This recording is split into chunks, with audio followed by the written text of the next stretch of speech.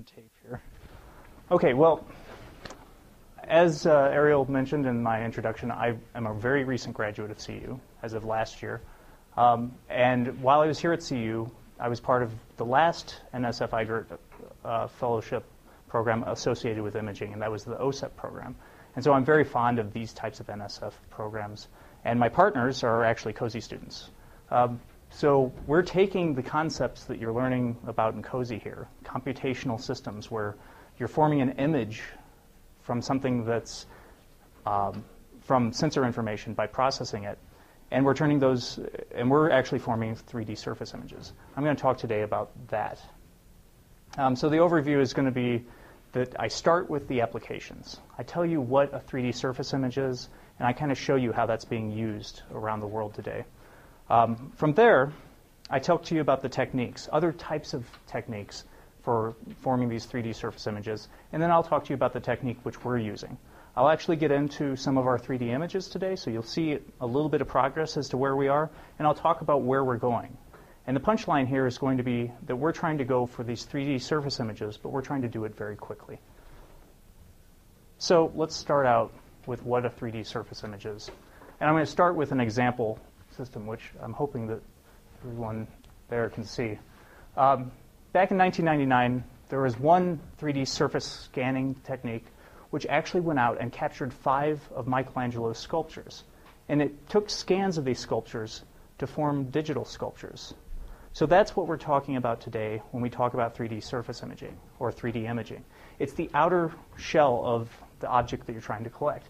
And so when they scanned Michelangelo's David, I hope this is David, the real image of the sculpture looks almost identical to the image of the 3D sculpture. And so you can see how this could be used. You can use something like this to disseminate a real-life object around the world. If you don't have the opportunity to go see this in Italy, you can actually look at it online. And so that's one of the early applications. And I think that's a very that illustrates what a 3D surface image is. But over the past 10 years, there's been a lot of development in these types of techniques. And some of the development in these techniques has been applied to manufacturing. In manufacturing systems, these 3D surface images are now used to identify an object. They're used to take the measurements of that object for inspection. They're also used to locate the object within three-dimensional space. And so the example that I'm showing here is a 3D image that's been post-processed. And it's just a 3D image of a stack of parts, random stack of parts. They're not sorted into bins. And you can use it after the post-processing to identify where the parts are located and to identify what the 3D orientation is. And so a machine could come in and use this 3D image to pick and place the parts to use on an assembly line. Now, the difference between what was done 10 years ago and what's done today is basically about speed and resolution.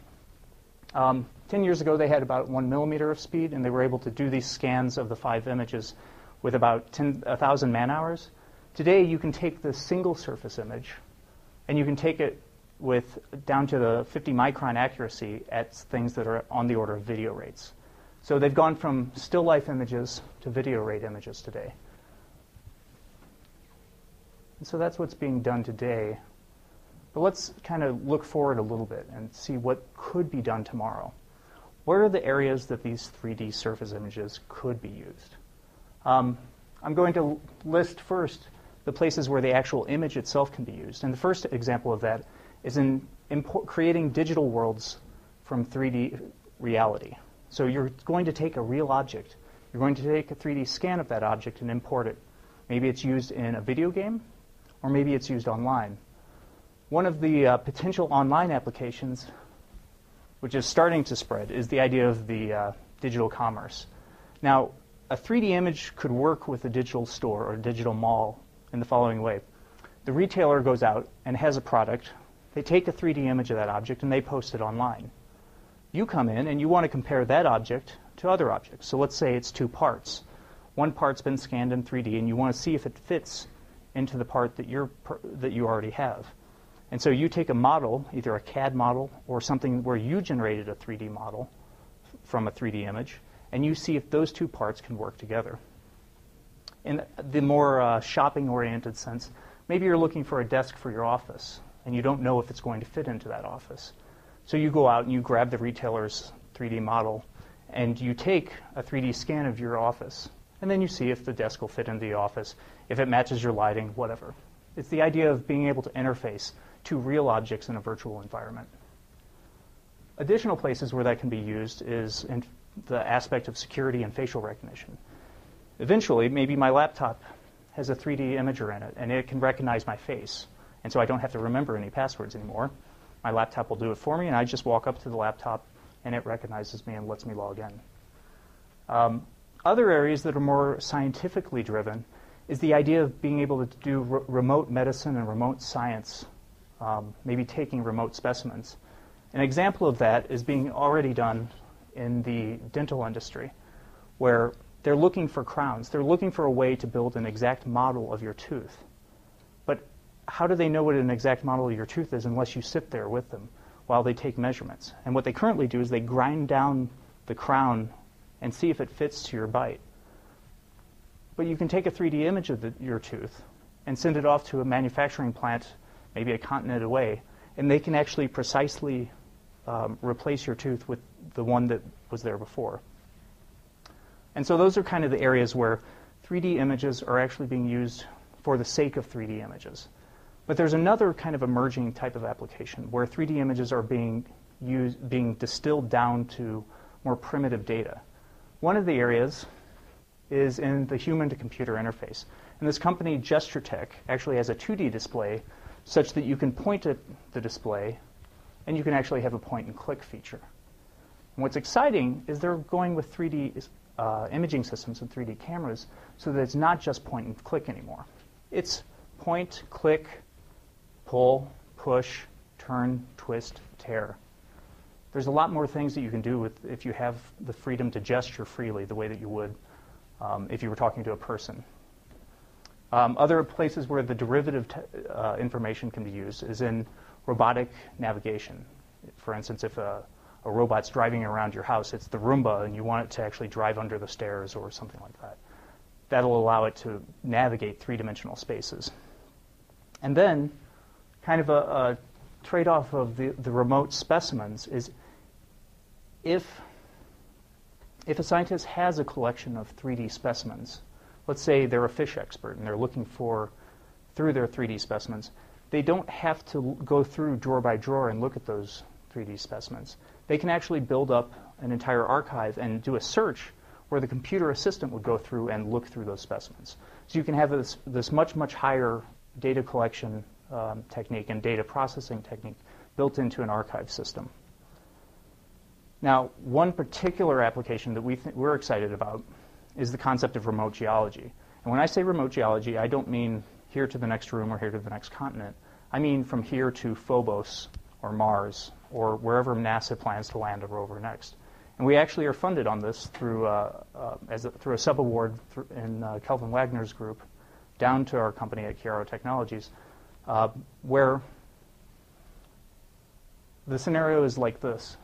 You have a rover or a lander or some type of robot on a distant surface, and there's a geologist back at NASA that wants to look at the objects.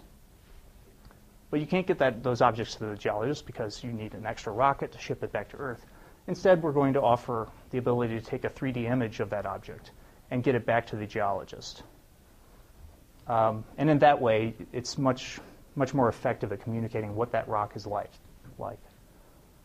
So that kind of gives you a glimpse of the types of applications.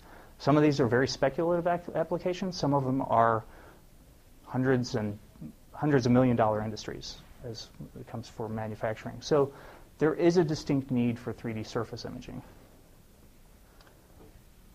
But unless we talk about how it's done, I'm just telling fairy tales, right? So let's talk about how these types of images can be formed. The most primitive type of technology, which I'm sure that this company wouldn't call it primitive, the very first mechanical solution is the surface contact measurement machine. What this does is this machine is built to track a single point and track the 3D location of that single point. And so if you were to scan an object, you would simply have to go in with this machine and touch the points on the object. For a higher density of scan, you would touch much more densely, and you could scan it as fast as you could touch the points on the object. And that's not how the David was done. This is the David was about 10-year-old optical technology. This goes back to the early 80s and well before that for custom systems. So yeah, they didn't want to touch the sculpture. And so these types of systems can work down to micron level accuracy, and they can cover very, very large objects. You can build these arms. I think some of the retail, or many of them have arms that can do objects up to about 5 meters large. And so this is kind of the competing technology to what we're going for, is this ability to import these points on the surface of an object. Now, as an optics person, you might kind of start out and say, well, if I'm thinking of optics solutions, what's the first type of thing that I can use to accurately measure a surface? And you might say, oh, well, an interferometer can do it. Well, with an interferometer, what you do is you measure the path length to a surface compared to a mirror, which is placed at a known distance. And you watch the phase variations as you would scan across the surface of an object, right? And if you did this and carried it out, maybe you did it in parallel, so you've got a full 2D image. And you're able to see the phase variations as transitions from light to dark within this interferometer. And that's fantastic, except that the transition from dark to dark or light to light repeats. And so this is an ambiguous measurement of the length or the distance to the object. And so you can solve that by phase unwrapping. But if you have too many phase wraps across your object, let's say you have 1,000 pixels here, if you have more than 1,000 phase wraps across your object, you're not going to be able to unwrap those phases. And so this type of technique is okay as long as the object is fairly thin. All right? And so high accuracy with thin objects. But remember, we were talking about the CMM machines being able to do up to 5 meters. And so if we're going to compete with that, we have to be able to offer something that scans a little bit longer out. And so there's the option for maybe a time of flight measurement system. And I'm very fond of these because part of my dissertation was on this. And with those systems, what you do is you send out a pulse of laser light, and the laser light returns to a detector, and you compare the time difference between those two pulses, and you build up a surface image in that way. The difficulty when applying it to this particular application is that the bandwidth, the accuracy scales with the narrowness of this peak. So the more narrow this peak is, or in Fourier space, the wider the bandwidth is, the higher the accuracy. And so systems like this exist, and they can go out, well, this particular system can go out to about 300 meters, so it definitely covers the space that we were talking about. However, the accuracy is about 4 millimeters in accuracy, and that's a huge bandwidth to process. It's almost 100 gigahertz of bandwidth. And there's an advantage here in that it can scan very, very quickly. It can scan more points than you can by doing that across the surface object. And you can go up to kilohertz, but the resolution is not what the CMM offers. So without a higher bandwidth solution here, we wouldn't be able to compete. So let's take a step back and question the basic geometry of how we're taking these measurements. With the time of flight and with an interferometry system, what we're doing is we're measuring the length at multiple measurements along the object, kind of in a Cartesian coordinate system. But we could also take the measurements with angle. Remember, optics can measure angle very well, just as it can measure other dimensions. And so if you take a measurement of angle at one point and then the other point, and those 2 points are separated by a baseline that is fairly large with respect to the distance of the object, you can get very accurate measurements. And that can be done, and then you can take that angle-to-angle coordinate system and map it to a Cartesian coordinate system, all right? And how would you actually do that mapping? Well, that mapping is called triangulation, and I'll go through it very briefly here. If you have 2 points where you're taking the angular measurements, you know what the baseline is between them, and you know what the relative coordinate system at which you're measuring the angles are, you can use that to find the interior angles of a triangle where one of the vertices is a point on the object. All right? That's geometry. So now that you've found, once you find the angles, you can solve for the 3D position. Now, I'm going to step through a few examples of this because to illustrate a little bit about triangulation and to illustrate a little bit about forming these angular measurements. In the first technique, I'm going to talk about parallax as used by astronomers. So an astronomer might have one telescope here and another telescope here. That's point 1 and point 2, both separated by a baseline. You take images of the stars with those two telescopes, and one of the stars actually appears to shift in angle depending on where you take the measurement. Now, you can take that shift in angle, and because there's an angle here and an angle here, that gives you your two angular coordinates, and you use triangulation to find the 3D coordinates of that position. Now, this is good because it points out one difficulty in this, is in astronomy, they're using distances which is the diameter of the Earth's revolution around the sun. And so this is two astronomical units that forms their baseline, and they're using a single angular measurement. And they can calculate the distance to the nearest star, but because this angular baseline isn't very, very large, you can only use this for the nearest set of stars. You can't use it for much more distant stars. So remember, this type of technique is only accurate if this baseline is significant with respect to your distance to the object. So the next level of complexity in these types of triangulation systems is stereoscopy. And I think that in your COSI lab, you guys use stereoscopes. So you understand that you take two images of an object separated by a baseline, and to calculate the 3D location, you want to find correspondences. Which point in one image corresponds to another point in the other image. And by having those particular points in the image, from the image, you can actually extract out what the angular position is of each point, and thereby calculate what the 3D position is.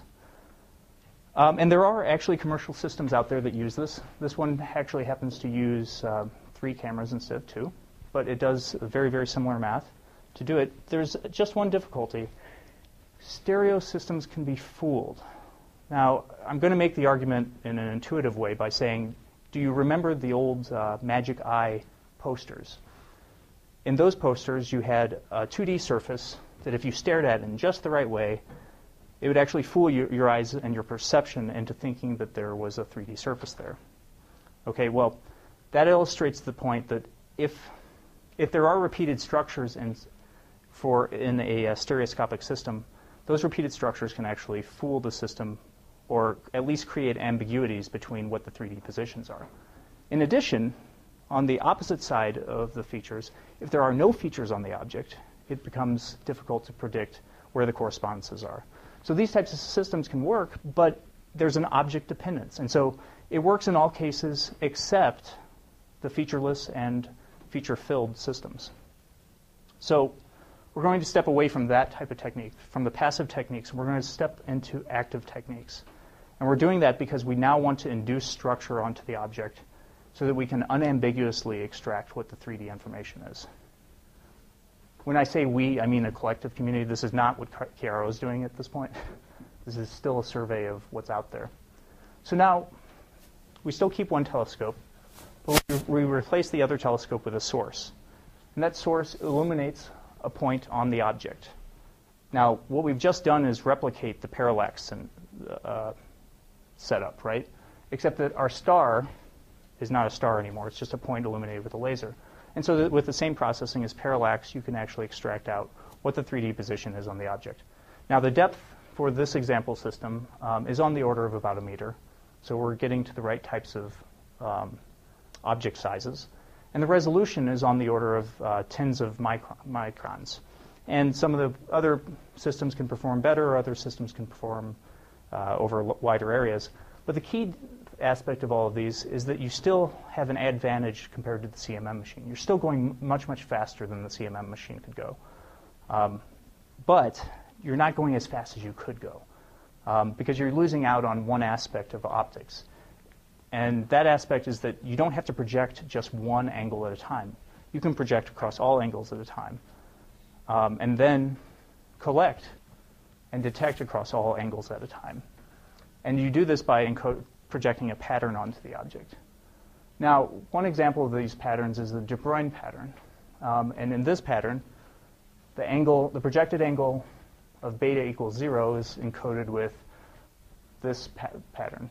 Wow. So white, black, blue, black, blue, that represents 0 angles, or 0 degrees.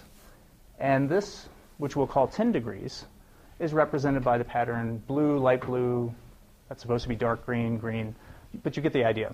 Now, when you see that particular pattern as it falls on the object, the processor can see that pattern and say, oh, well, the corresponding projected angle at this detected angle is therefore 0 degrees or 10 degrees, and all the way across the entire angle. Now, the difficulty with this, or the trade-offs with this, is that even though it takes a single projected pattern, it still eats up your angular resolution. And in addition, this is dependent on the object reflectivity. If you have an object that happens to be striped, you can imagine that those dark and white stripes are going to create havoc, and you're going to lose an entire region of information about the 3D information.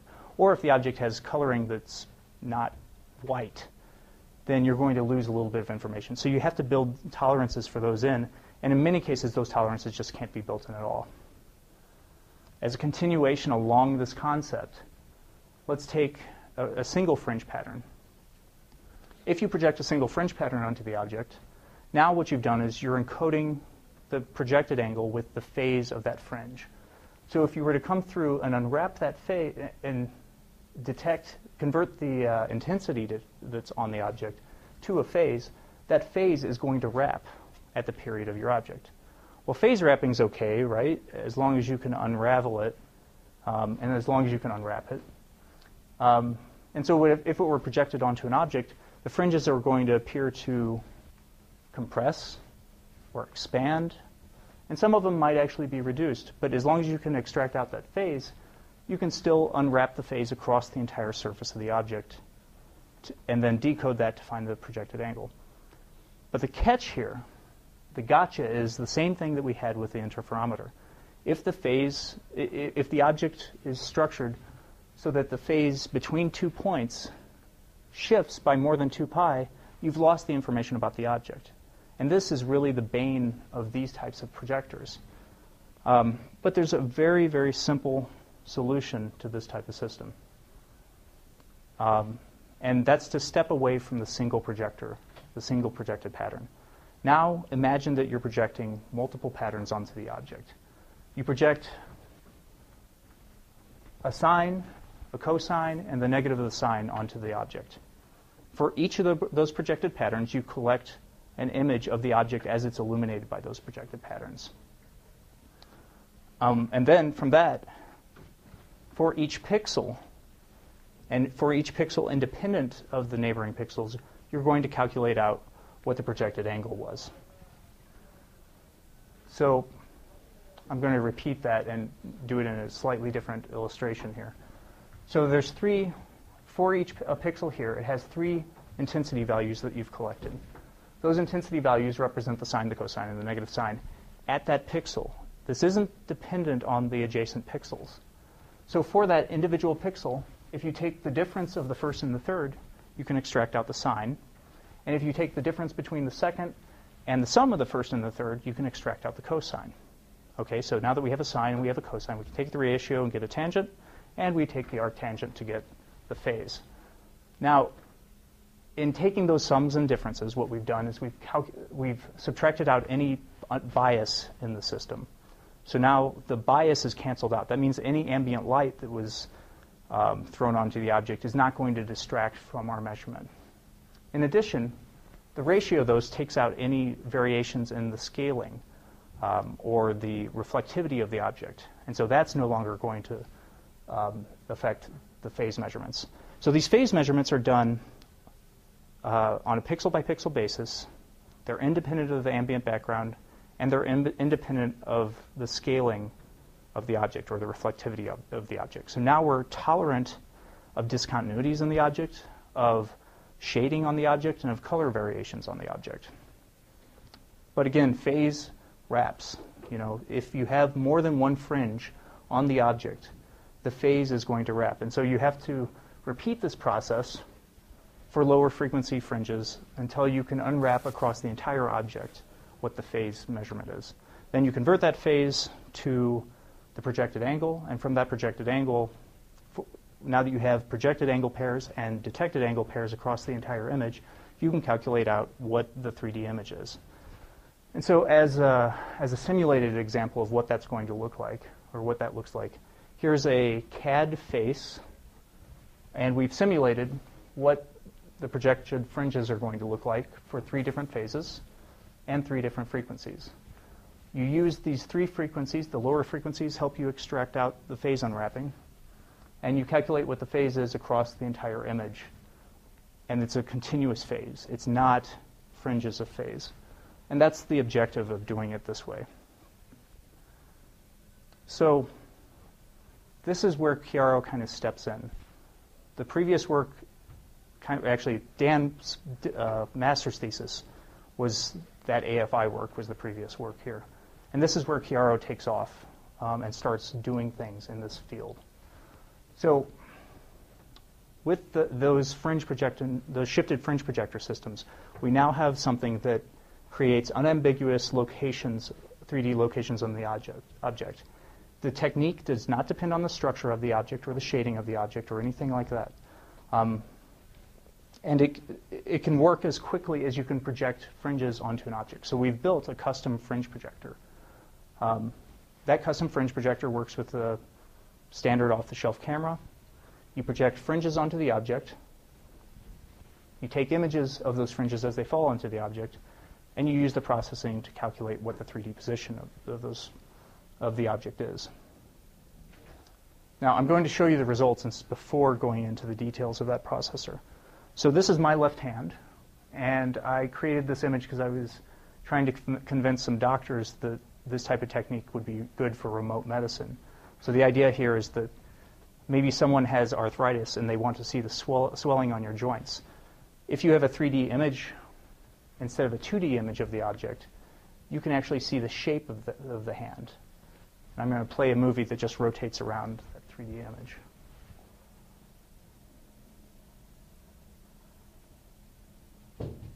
So here you see the shape of the knuckles at the bottom here. And this is actual quantitative information that matches up to my hand to a rough degree. So that's one type of 3D imaging result that we've gotten.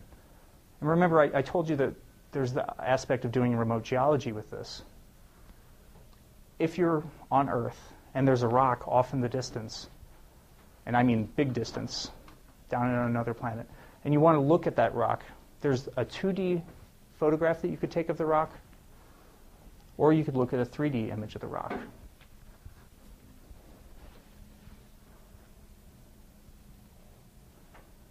What resolution do you think you're going to get on that system? With the depth resolution? From this system right now, we're getting something that's about 200 micron. We don't know what the actual theoretical limit of that is. And this particular system is one aspect of a continued development. So, but you can see that there are spikes in these images. We haven't cleaned up any of the data. This is completely raw data, which that digital Michelangelo project is not raw data. Right. There's other things that we can do to optimize so that this particular system isn't necessarily the one that we would want to measure against. But it is 3-dimensional range. Like we're calculating X, Y, and Z. And so the X and Y has a different aspect. If you're very, very close to the object, then you're going to have much higher resolution than if you're further back.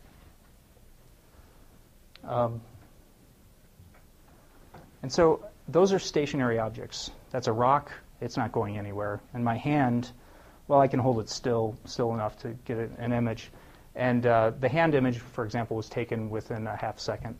So it's a half second with about half megapixel image. So we're taking about 1,000,000 points per second with those types of images. So you can see how that compares with the laser scanners. But that's not quite as fast as some of the other systems going. And a lot of the other systems going use projectors such as the DLP projector, where they project images using the same type of technology that I'm using to project images. But a DLP can only go at video rates. So one of the aspects of our system that I showed you is that we use an acousto-optic deflector to project the fringe patterns onto the object. Now, for those of you who don't know what an acousto-optic deflector is, I'm going to step through it. An acousto-optic deflector is driven by an RF source, and it has an acoustic transducer that emits acoustic waves across an acousto-optic cell. And then you can think of this acousto-optic cell as being a fringe grating. Now, if you inject multiple RF tones across that acousto-optic cell, then you have multiple fringe gratings. If you illuminate those fringe gratings with a single optical source, you get two diffracted orders. Take the Fourier transform of those diffracted orders, and you get the points, which when they propagate to the target will form your fringes. Except, with an acousto-optic deflector, there's a Doppler shift between these two diffracted orders. And so those fringes will actually appear to run across the object. Well, okay, your eyes actually can't see the fringes as they run across the object. They run across at megahertz rates. So to freeze those fringes, you come in and you strobe the light source. That freezes the fringes as they fall into the target. And it seems like a horribly complex way to project fringes, doesn't it? But it's not, because it gives you the ability to use high-speed electronics to change what the fringe patterns are that fall onto your object. And so these high-speed electronics can drive the projected patterns over there. And you're limited only by the amount of time that it takes for the acoustic wave to travel from one side of the optical wave to the other. And so you can change these fringe patterns on the order of microseconds. Microseconds as compared to video rate projectors. That gives us the advantage to go into higher speed systems. And the idea here is that higher speed systems are required because high accuracy and high speed, really high accuracy and motion, require these high speed systems. The example that I'm using at the top here is that if you needed 100 micron accuracy and you wanted the object to be moving at 10 centimeters per second, not blazing speeds, that's about as fast as 10 centimeters per second. At those type of rates, with that type of accuracy, you're going to need a kilohertz acquisition of the 3D image. Okay? So that's kind of counterintuitive. You can think about it. You have a car driving down the highway. You don't need kilohertz frame rates to capture an image of that car. But if you wanted it within that type of accuracy, you would. If you wanted it in 3D with that type of accuracy, you would. And so where are moving objects useful? Well, let's say there's a holdup, and somebody runs out the door, and you want to take a 3D image to identify who that person was. In that case, the person's not going to stop and let you take that 3D image. You need to do it at high speeds. If it's not the object that's moving, maybe it's the camera that's moving. Maybe the camera's on an assembly line for an airplane, and it's flying across a wing and doing inspection of the various points on the airplane wing. Well, you don't want to stop the camera and wait for a few seconds to take those images. So there, high speed is necessary. If you have parts flying down an assembly line and you want to take inspection pictures of those parts, you want to be able to operate at high speeds. And if you have a collision of what's in this case a smart car, and you want to look at the crumple zones as that smart car hits the barrier, well then, to look at those crumple zones as they deflect and contort, you're going to need the capability to do high speed. So that's the opportunity that Chiaro sees right now for ourselves, is the ability to go from these still stationary rocks and to start working with higher speed objects. And we just received a National Science Foundation SBIR to do exactly that, where we're going to explore how far ahead you can push these types of imaging systems. And to do that, we're going to design the system as a computational optical system. Now, what is that going to mean? It means that we're not just going to optimize a projector. We're not just going to change the camera around, and we're not just going to twiddle with the processing. Many, many, many of the competing technologies have worked along one of these dimensions only. We're actually going to be designing looking at all of the aspects of the image to do this. And so doing this requires a lot of knowledge about everything from signal processing to mathematics to the optics and the physics of the situation. And another direction that we're headed, which kind of couples to that speed, is that while we're chasing the speed, it looks like the size of the projector is actually going to be a good trade-off. So if we try to capture a high-speed projector, some of the projector designs that we're working with are also going to be smaller, much smaller, even to the point where you can put it onto the projector onto the tip of a pen. Or maybe you put it in your cell phone. Maybe you put it in your computer. So if we can capture the 3D, we think that it opens up a lot of other avenues. If we can capture the high-speed 3D, we think it opens up a lot of other avenues for us to land our market. And we see taking those technical advantages and using those to leverage into market advantages and product advantages so that we can actually build a business off of this project. So those are the ideas that we're working with, and we're going forward from here. And the thing that we would really like to do is to be able to take the impact of a bullet and collect that in 3D. So now you're not looking at a high-speed image, you're looking at a high-speed sculpture. So you can take that impact of the bullet and look at it and measure it from multiple angles across the entire wave. And that's what we hope to see from Chiaro Technologies over the next year or 2 years as we go forward. So watch the space. And then, as Ariel said, I am going to put a plug in here. In 2010, along with this National Science Foundation work, we're offering an internship opportunity. If you are interested at all in any of the aspects of 3D computational imaging, whether it's the mathematics, the projector design, the camera design, or even the application areas, we can use people who have knowledge across all of the technology paths that are in this room. So if you would like to work and make a high impact on a small business that we hope is going to make a high impact on the field of 3D imaging, then come talk to me after the talk. Or I'm going to send Ariel a flyer, and I think you can send that out, right? Okay. I didn't ask about that before. I think this would be an exciting opportunity for you. I'm excited about the company. I think Dan and Eric are excited about the company. And I thank you for this opportunity to talk with you, and I hope you enjoyed the talk. We have time for some questions. Talk about the light source. About the light source. So let's go to the light source. So right now we're using something that fits within this box. And as you need to go faster, you're going to need, well, it scales linearly. As you go faster, you're going to need that many more photons. And so we're working with a compact semiconductor laser that's that big. If you need more light, we've built this particular prototype so that you can scale that up as it goes forward. So higher speeds need more light. How much more detail do you want to go into? I was just curious if you were using a couple of 2 or 3 different wavelengths to give you more information. That's a possibility. In collecting the information, you want to be able to multiplex in other ways besides time. And so wavelength is one thing. But you have to be careful because if you use red, green, blue, and then you go to scan an object that has red, blue, and green information.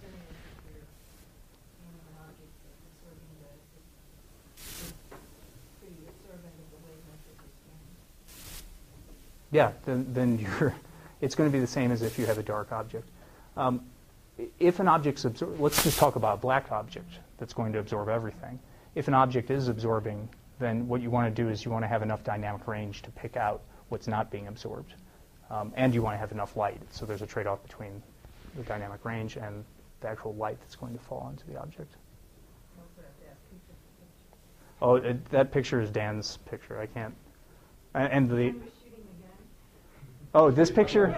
Oh, I'm sorry. No, unfortunately, I slipped that one in without putting the reference. It's a Google image, but we have teamed with some people that do high-speed ballistics, so I should have used one of their images.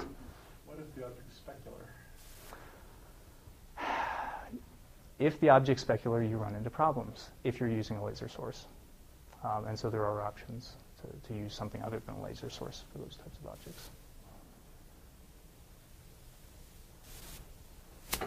So 3D imaging, there's a few applications. There's always a trade-off between your axial resolution and your transverse resolution.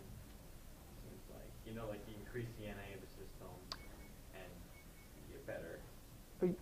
Well, so if everything's working through a single image, right? If you're dealing with an NA trade-off,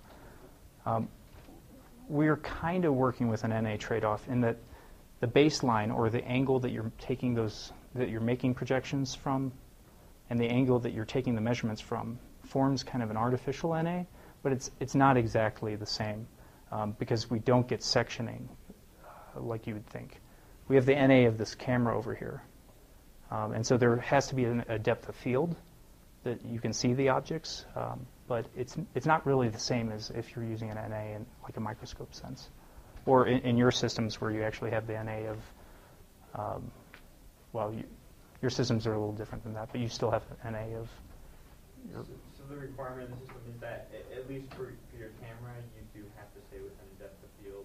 Is there any way that sort of compensate for blurring or anything like that? Is there a better projected pattern? Okay, let's work with the projected patterns. If you have a sinusoid, it's an eigenmode. It's operating off of having 2 point sources propagating out. But you do have to worry about the depth of field of the projector if you're going to use something besides a sinusoid, right?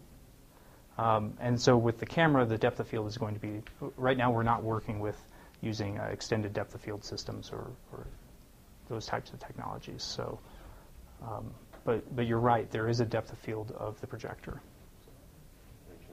Yeah. So if you're projecting sinusoids, right, if you blur a sinusoid, it's still a sinusoid, your visibility is going to go down. So the dynamic range that you're working with is going to be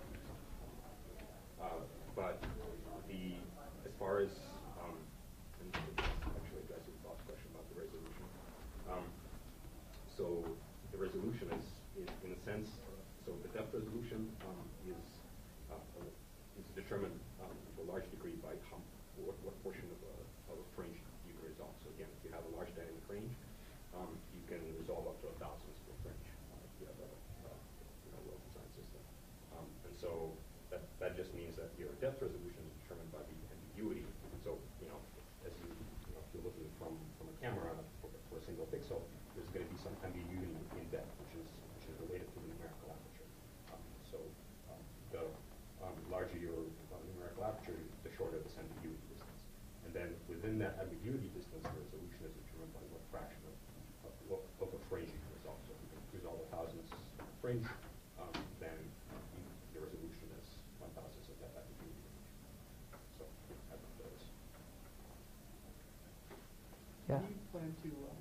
Do you plan to extend to have basically like a full 3D type imaging system? Where it's not just the front surface. You can always have more projectors and more cameras. Saying what we plan to do or where we're going, it's all going to be dependent on the customer because we have to get money in. But yes, you can. If we can build 3 for a customer so that you can see from all 3 angles, we would be happy to do that. So it's a simple solution, but there is a system approach to that.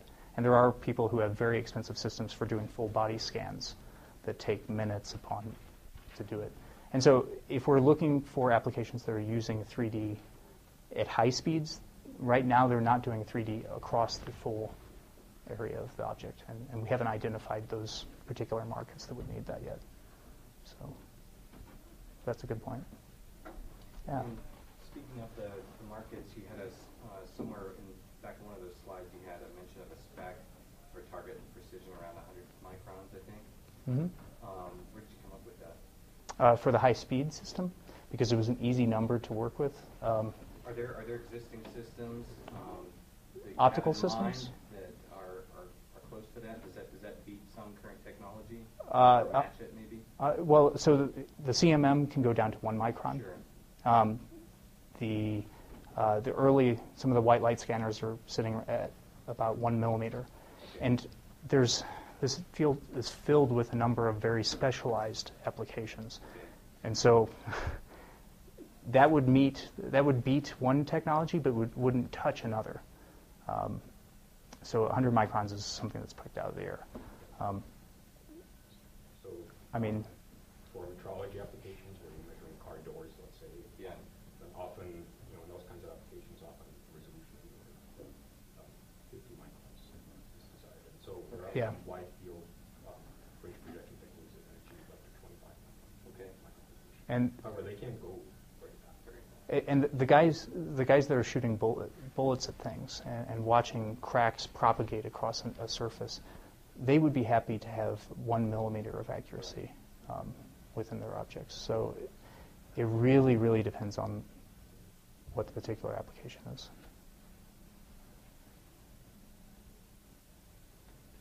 I have a question about the company. Oh. You are 3 engineers. 3 engineers, I don't know sure. if you have any experience in the business part of the company. Well- Are you teaming up with somebody, or how do you handle that? Well, for 3 engineers, that's the caveat here. For 3 engineers, we have business experience. That's not really saying much. All of us have worked in a startup environment. Dan's actually been a member of a previous company and started that. But the actual business direction of when do we team with somebody, we don't have a predetermined plan for when that happens. When the teaming event is right and we have a need for teaming with someone, that's what we're going to work with. But right now we're doing a bootstrap operation where we're developing the technology. We're taking a look at the markets and making sure that the technology meets real needs. And then we're going to go to someone with business experience or potentially someone with money to actually take it to the next step, if that opportunity matches what we need at the time. Or if there are any more questions, let's thank